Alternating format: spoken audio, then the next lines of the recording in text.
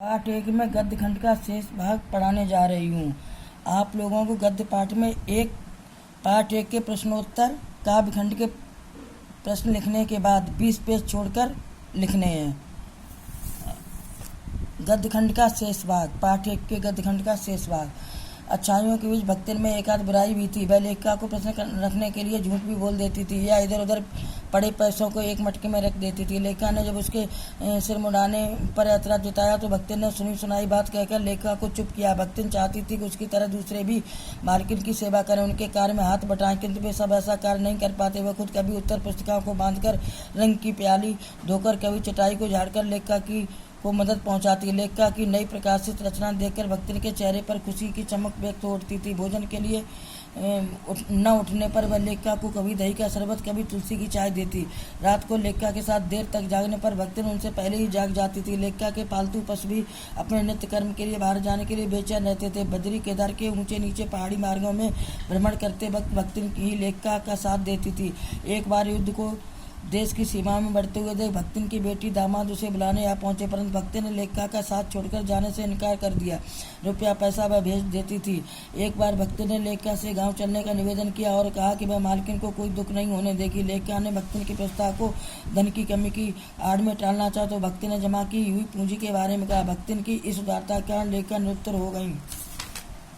लेखिका बताती हैं, जैसा रिश्ता आंगन के फूलों का माली के प्रति होता है, वैसा ही रिश्ता उसका और भक्तिन का था। भक्तिन लेखिका के पास आने वाले प्रत्येक परिचित या साहित्यकार को वेशभूषा अथवा फिर बिगड़े हुए नाम से पहचानती है। कविता के संबंध में उसका ज्ञान बढ़ा था, फिर वह साहित्यकारों के प्रति आदर भाव व्यक्त नहीं करती थी। जब किसी जेल गए विद्यार्थी के बारे में जब वह सुनती थी तो उसका हृदय व्यथित हो उठता था। भक्तिन जेल से बहुत डरती थी, इसलिए लोग लेखिका के जेल जाने की संभावना बताकर उसे चिढ़ाते थे। लेखिका सोचती है कि अगर ऊपर से बुलावा आ गया तब क्या होगा, वहाँ तो कोई साथ भी नहीं जा सकेगा, तब इस देहातिन वृद्धा पर क्या बीतेगी।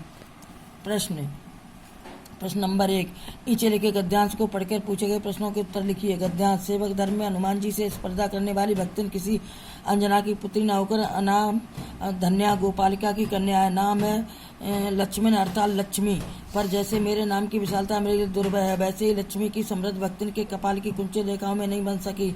वैसे तो जीवन में प्रायः सभी को अपने नाम का विरोधाभास होकर जीना पड़ता है, पर भक्तिन बहुत समझदार है, क्योंकि वह अपना समृद्ध सूचक नाम किसी को बताना नहीं चाहती। केवल जब नौकरी की खोज में आई थी तब ईमानदारी का परिचय देने के लिए उसे शेष इस व्रत के साथ यह भी बता दिया, पर इस प्रार्थना के साथ कि मैं कभी नाम का प्रयोग न करूं। तब मैंने उसका नाम भक्तिन रख दिया। प्रश्न, काखंड, लक्ष्मी किसकी पुत्री थी? उत्तर, लक्ष्मी अनाम धन्या गोपालिका की पुत्री थी। वह किसकी खोज में आई थी?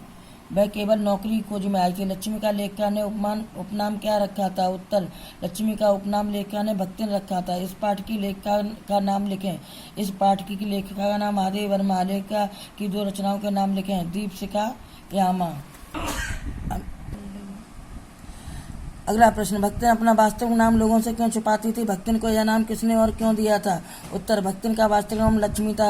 यह नाम धन संपत्ति तथा समृद्धि का प्रतीक माना जाता है। भक्तिन को अपने नाम का विरोधाभास लेकर जीना पड़ रहा है। उसकी दशा काफी दयनीय हो चली है। वह नहीं चाहती थी कि लोग उसकी स्थिति को देखकर उसे समृद्ध सूचक नाम को लेकर उस पर व्यंग करें। इस प्रकार वह अपना वास्तविक नाम छिपाना चाहती थी। अगला क्वेश्चन, 2 कन्या रत्न पैदा करने पर भक्तिन पुत्र महिमा में अंधी अपनी जेठानियों द्वारा घृणा व उपेक्षा का शिकार बनी। ऐसी घटनाओं से ही अक्सर यह धारणा चलती है कि स्त्री की दुश्मन होती है। क्या इससे आप सहमत हैं? उत्तर, पुरुष प्रधान समाज में भक्तिन का 2 कन्याओं को जन्म देना किसी अभिशाप से कम न था। यद्यपि भक्तिन का इसमें कोई दोष न था, किंतु पुत्र महिमा में अंधी हुई उसकी जेठानियों ने उसके साथ उपेक्षित तथा घृणित व्यवहार किया। केवल कन्याओं को जन्म देने के कारण उसके साथ नौकरानी जैसा बर्ताव कर दिया कि मूर्ति की स्त्री जात द्वारा शोभा नहीं देता। ऐसी दशा में एक स्त्री अन्य स्त्री द्वारा इतनी प्रताड़ित की जाती है कि उस पर पुरुष हिंसा का असर कमतर लगने लगता है। हम इस धारणा से पूर्णतः सहमत हैं कि सामाजिक रीति रिवाजों की आड़ में स्त्री की शत्रु हो जाती है। यहाँ तक कि शिक्षित स्त्री भी अछूती नहीं है, और इस धारणा के मूल में हमारा सामाजिक ताना माना व पुरुष प्रधानता की भावना है। अगला, भक्तिन की बेटी पर पंचायत द्वारा जबरन पथ थोपा जाना एक दुर्घटना भर नहीं बल्कि विवाह के संदर्भ में स्त्री के मानवाधिकार को कुचलते रहने की सदियों से चली आ रही सामाजिक परंपरा का प्रतीक है। कैसे?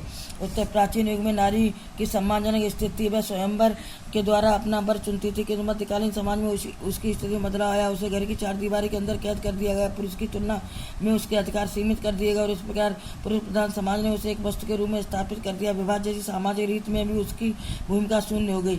भक्तिन की बेटी पर पंचायत द्वारा जबरदस्ती पद थोपना पंचायत के पुरुष सदस्यों की मनमानी का ही नतीजा था। इस प्रकार भक्तिन की बेटी के साथ वही हुआ जो नारी जाति के साथ सदियों से होता आया है। अगला, भक्तिन अच्छी है यह कहना कठिन होगा क्योंकि उसमें दुर्गुणों का अभाव नहीं। लेखिका ने ऐसा क्यों कहा होगा? सर्वगुण संपन्नता एक दुर्लभ गुण है। प्रत्येक व्यक्ति में कोई न कोई दुर्गुण पाई जाता है। भक्तिन भी इससे अछूती नहीं रही। सेवा भाव में हनुमान को पीछे छोड़ती थी। घरेलू कामों में वह निपुण थी तथा शिष्टाचार उसके व्यवहार में चार चांद लगाता था, किंतु सद्गुणों के होते हुए उसमें कई अवगुण भी देखे जा सकते। वह अनजाने में ही असत्याचरण कर बैठती थी। रुपये पैसे भी एक जगह इकट्ठा करती रहती थी जिसकी जानकारी लेखिका को भी नहीं थी। किसी को भी अपने आधे अधूरे ज्ञान के बल पर शास्त्रार्थ की चुनौती दे देना भी भक्तिन से छूटता न था। उपर्युक्त कथनों के आधार पर संभवतः लेखिका ने भक्तिन के बारे में उक्त टिप्पणी की होगी। अगला, भक्तिन द्वारा शास्त्र के प्रश्न को सुविधा से सुलझा लेने का उदाहरण लेखिका ने दिया है। उत्तर, शास्त्र का प्रश्न भी भक्तिन अपनी सुविधा के हिसाब से सुलझा लेती थी। जब एक बार लेखिका ने उसके सिर मुड़ाने पर ऐतराज जताया तो भक्तिन ने शास्त्र की आड़ में इसे ठहराया। लेखिका भी कहाँ चुप बैठने वाली थी, उसने पूछ लिया कि बताओ तो जरा कि शास्त्र में क्या लिखा है। इस पर भक्तिन ने बगैर देरी किए उत्तर दिया, तीरथ गए मुड़ाए सिद्ध। लेखिका भी शास्त्र के इस रहस्यमयी सूत्र को सुनकर चकित रहेगी, पर भक्तिन शास्त्र के प्रश्न को सुविधा से सुलझाने में कामयाब रही। अगला क्वेश्चन, भक्तिन के आ जाने पर महादेवी अधिक देहाती कैसे हो गई? महादेवी बचपन से शहरी माहौल में पली बड़ी थी, इस प्रकार उसे देहाती रीति रिवाज खान पान आदि का ज्ञान कमी था। भक्तिन के बर्ताव से देहातीपन झलकता था। वह खान पान के तरीकों से महादेवी को प्रभावित कर देती थी।